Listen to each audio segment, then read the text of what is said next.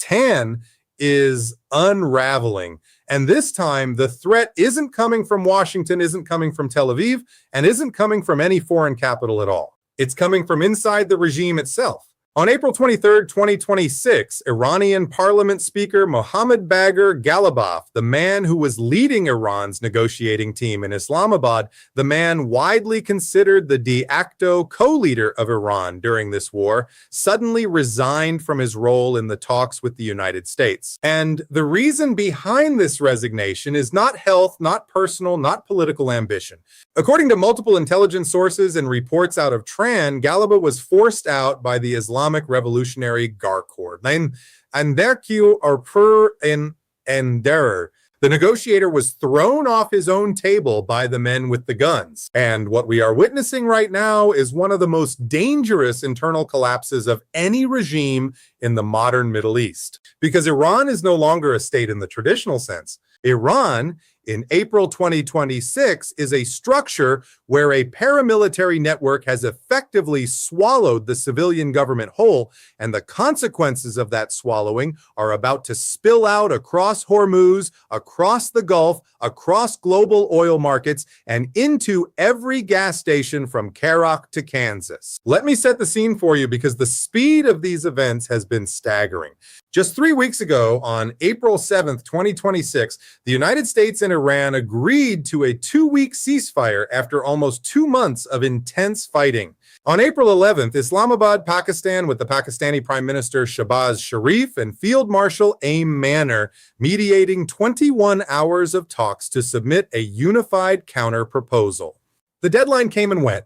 Nothing was submitted. The IRGC reportedly opened fire on commercial vessels in the Strait of Hormuz on the very same day Foreign Minister Araghchi had announced the strait was open. State television in Iran called Araghchi a fool live on air, and then less than 24 hours later, the news broke that Ghalibaf had stepped away from the negotiating team. Iranian Parliament Speaker Mohammad Bagher Ghalibaf has reportedly resigned from Iran's negotiating team following an intervention by the IRGC after holding the position of speaker since 2020. The signal could not be clearer. The men in the IRGC do not want a deal. They want the war to continue.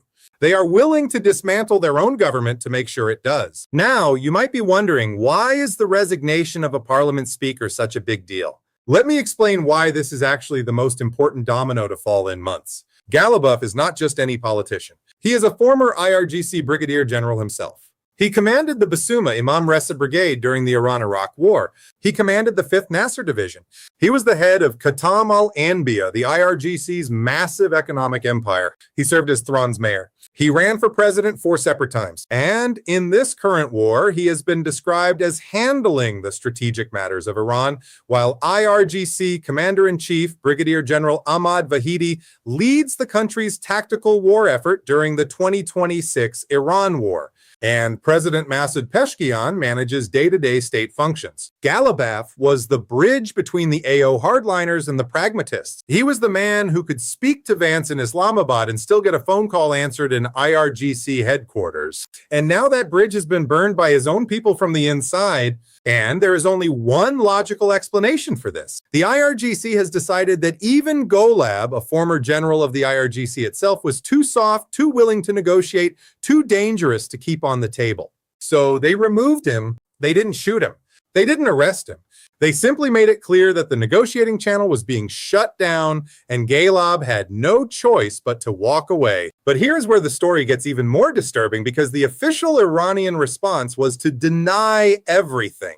Iranian authorities officially denied on Saturday reports circulating in Israeli media that Parliament Speaker Mohammad Bagher Ghalibaf had resigned from his position as head of the negotiating team with the United States with the head of the Iranian Parliament's Communications Department, Iman Shamseh, stating the claims made by Israel's Channel 12 were baseless and that Ghalibaf had not resigned from any position. And then, within minutes, Ghalibaf himself, President Zeskian, and Foreign Minister Araghchi all posted nearly identical messages on their social media accounts, claiming there were no radicals or moderates in Iran, only Iranians and revolutionaries, all united under the supreme leader. Three of the most powerful men in Iran, all posting word for word the same statement within minutes of each other. That is not coincidence. That is not coordination.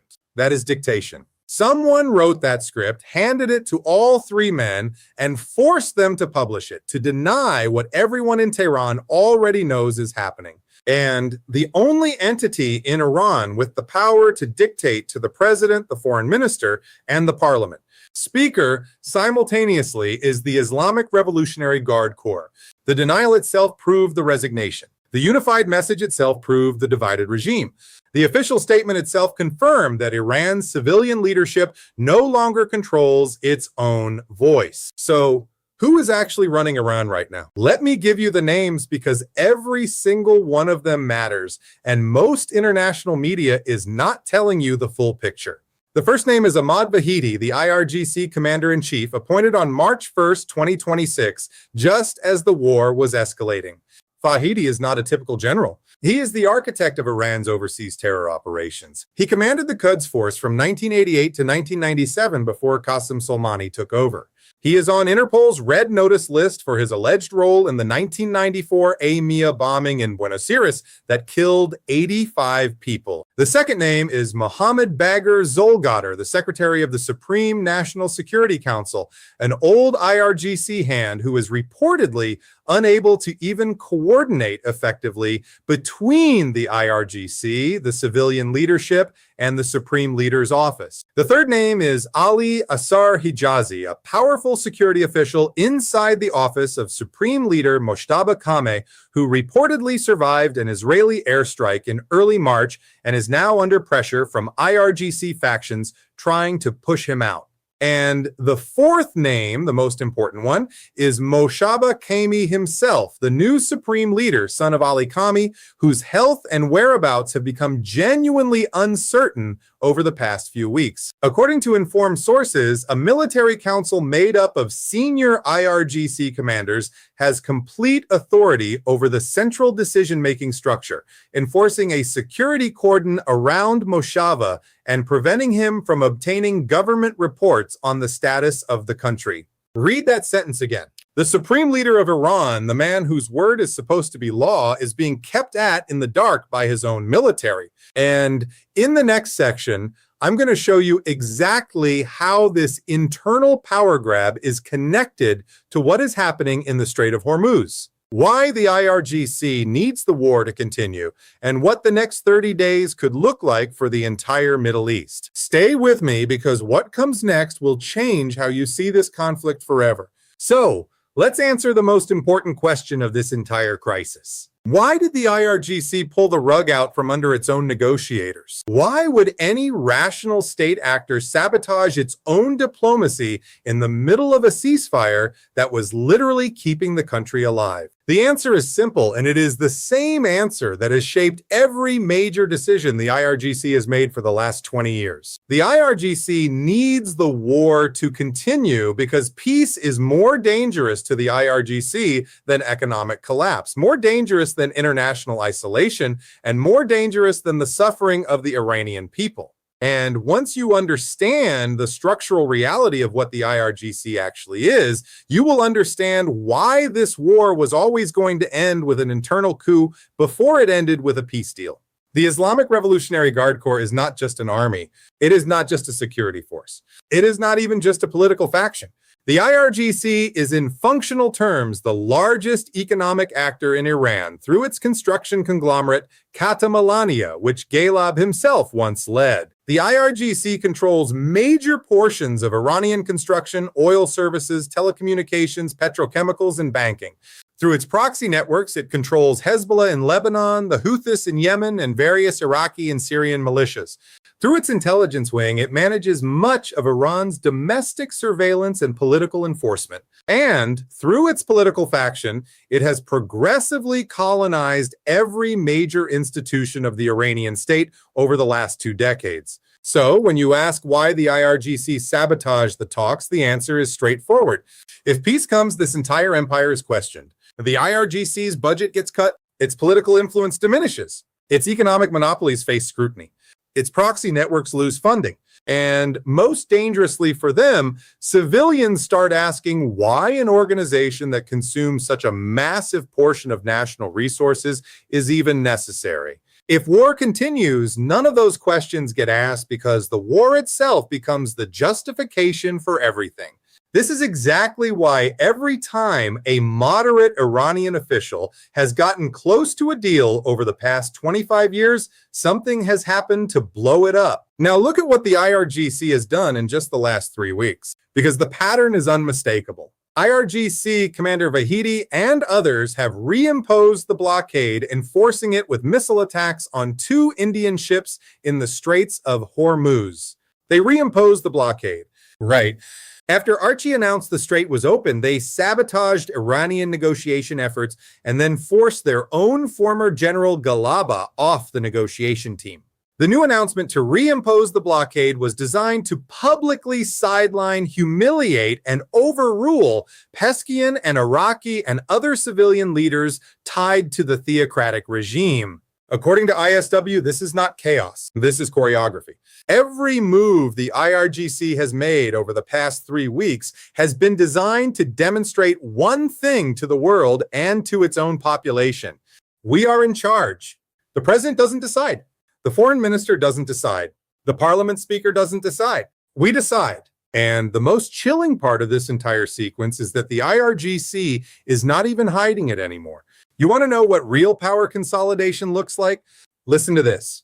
President Pezeshkian's attempt to name a new intelligence minister recently failed due to intense pressure from IRGC Chief Commander Ahmed Vahidi, with Hussein Dan among the candidates who were turned down. Vahidi ordered that all crucial and critical positions of authority should be determined and handled exclusively by the IRGC until further notice, owing to the circumstances triggered by the war with the US. The president of Iran cannot even appoint his own intelligence minister anymore.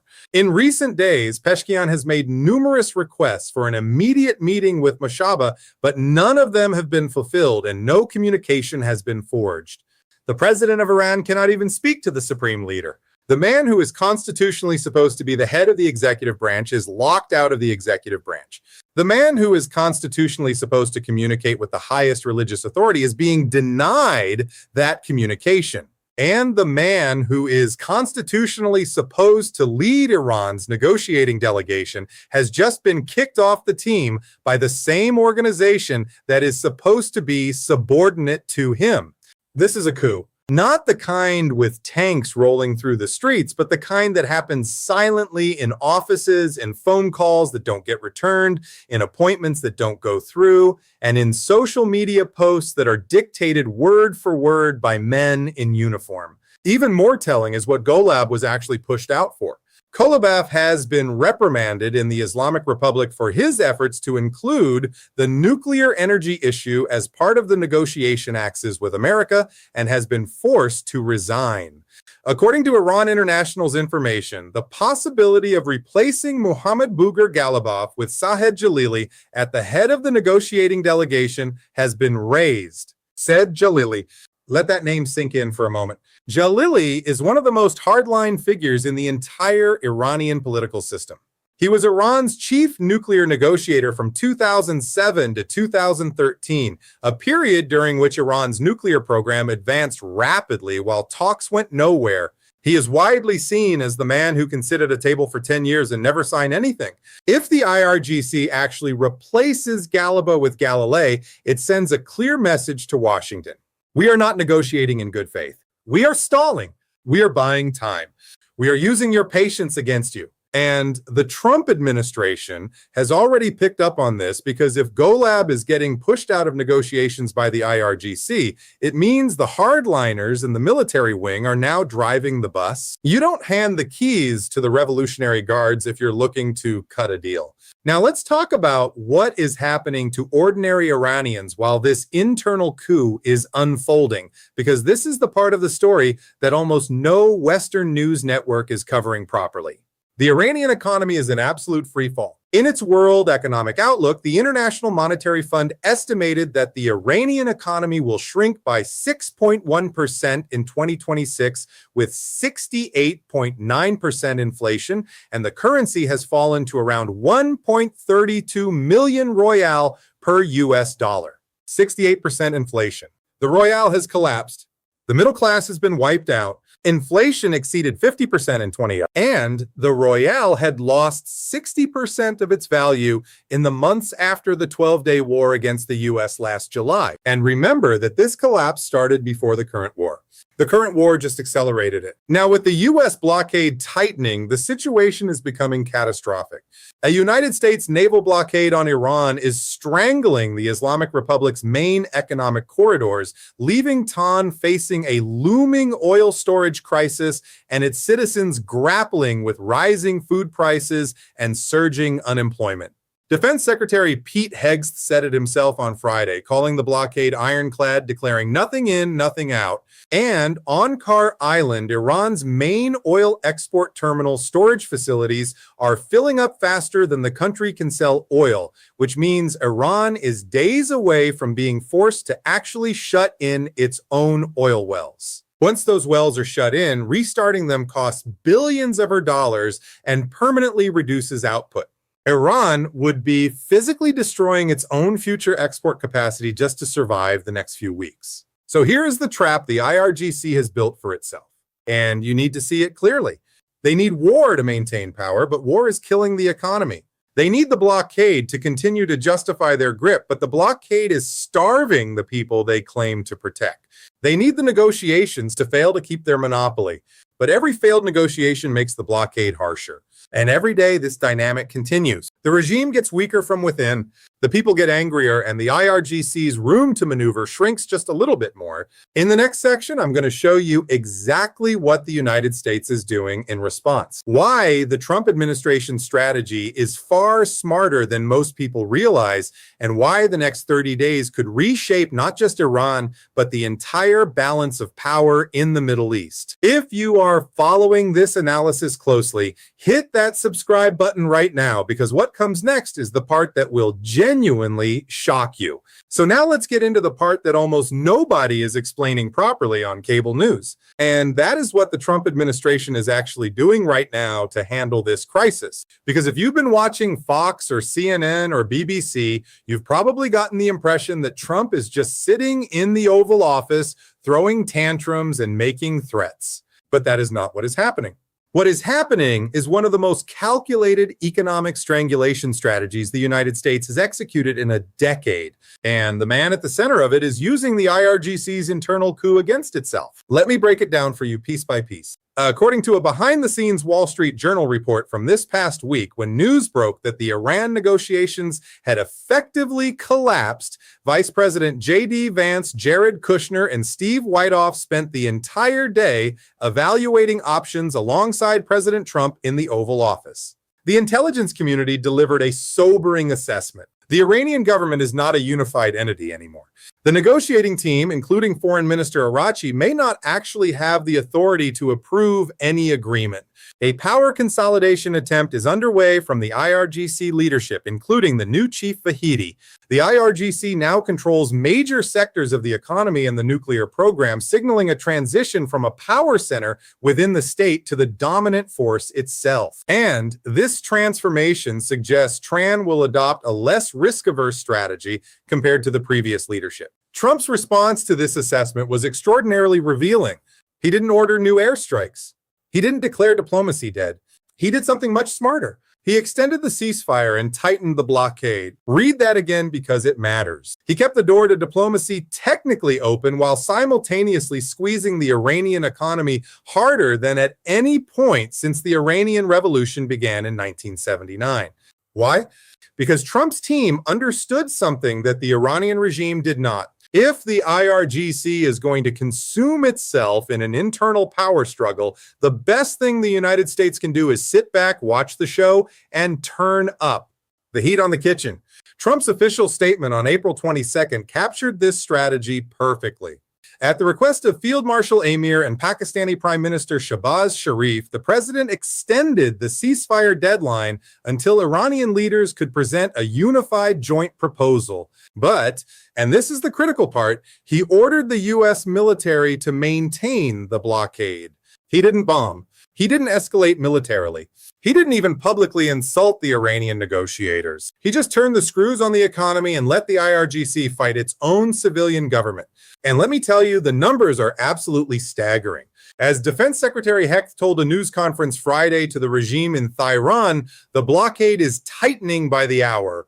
Nothing in, nothing out. Trump claimed publicly that Iran is losing $500 million a day.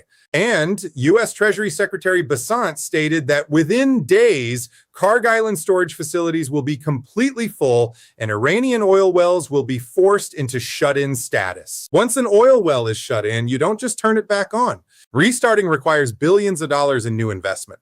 And even then, you permanently lose 5 to 10% of the well's productive capacity forever. Iran is physically destroying its own oil future just to keep the lights on. And here is the part that should make every Iranian general lose sleep at night. Senior Iranian economic officials reportedly warned President Masoud Pezeshkian recently that it may take more than a decade to rebuild the war-torn economy. And central bank governor Abdul Nasser Hamedi has reportedly urged Pezeshkian to take urgent steps to stabilize the economy, including restoring full internet access and pursuing a peace deal with the U.S. Even the head of Iran's central bank is privately telling the president to make a deal. But the president cannot even get a meeting with the supreme leader, let alone the IRGC commanders who are actually running the country. So the bank governor's warning falls into a void. The economic reality and the political decision-making structure have completely decoupled from each other. Iran is bleeding $500 million a day, and the people who could stop the bleeding are locked out of the room where decisions are made. But the most strategically brilliant aspect of Trump's approach is the financial squeeze beyond the blockade itself. The Trump administration has also dangled the threat of fresh sanctions on Chinese banks facilitating transactions tied to Iran. The combined pressure of the blockade and the threat of sanctions on Chinese banks supporting Iranian oil trade may be dealing a more severe blow to Iran's economy than many anticipated. China has been Iran's economic lifeline for years, buying discounted Iranian oil through a network of intermediaries and small banks. Trump is now threatening those Chinese banks directly, and here's why that's so devastating. Iran's roughly $35 billion in foreign reserves and the 180 million barrels of oil it has floating in the Asia-Pacific can buy the regime maybe 2 to 3 months of breathing room. After that, if the Chinese banking lifeline is cut and the wells start shutting in, the regime hits what economists call a balance of payments wall. Translation: no money to import food, no money to import medicine, no money to pay government workers, no money to pay the police, and most dangerously of all, no money to pay the IRGC's own foot soldiers. An unpaid IRGC is not a loyal IRGC. An unpaid BAS is not a regime defender. The same security apparatus that crushed protests in 2022 and 2025 cannot be relied upon to crush protests in 2026 if salaries stop arriving. Now, let's talk about Iran's panicked response, because this is where the picture of a regime in absolute desperation becomes undeniable. After the blockade tightened, the IRGC's response was to seize ships in the Strait of Hormuz.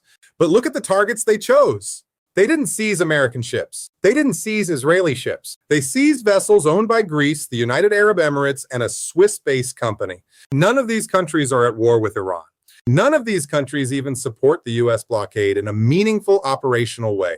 Iran attacked countries that are not involved in this war because Iran knows it cannot strike back at the actual countries that are actually hurting it.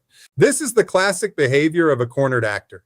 When you can't punch the bully, you punch the bystanders. And then semi-official IRGC linked accounts on social media issued threats to Americans, Emiratis, Qataris, Bahrainis, Saudis, and Kuwaitis to leave those countries immediately.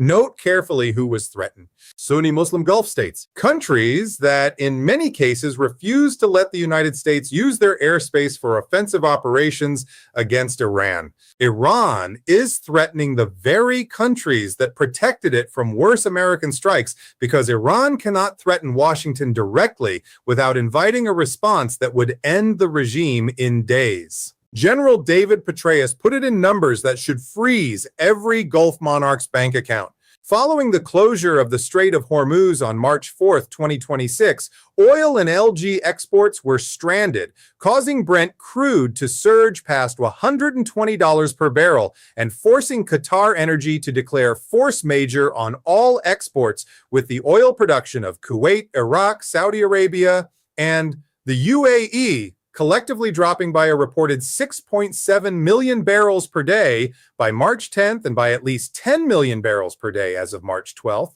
Read those numbers carefully. 10 million barrels per day have lost production. That is roughly 10% of total global oil supply vanished overnight because of one cornered regime in Tehran trying to use the Strait of Hormuz as a hostage. The maritime blockade triggered a concurrent grocery supply emergency across Gulf Cooperation Council states, which rely on the strait for over 80% of their caloric intake, and by mid-March, 70% of the region's food imports were disrupted, forcing retailers like Lulu Retail to airlift basic supplies. The Gulf is on the verge of a food crisis. Iran is on the verge of a financial crisis. And in the next section, I'm going to show you exactly how this all ends, what the next 30 days could realistically look like, and why what happens in Tehran in May 2026 could literally reshape the global order.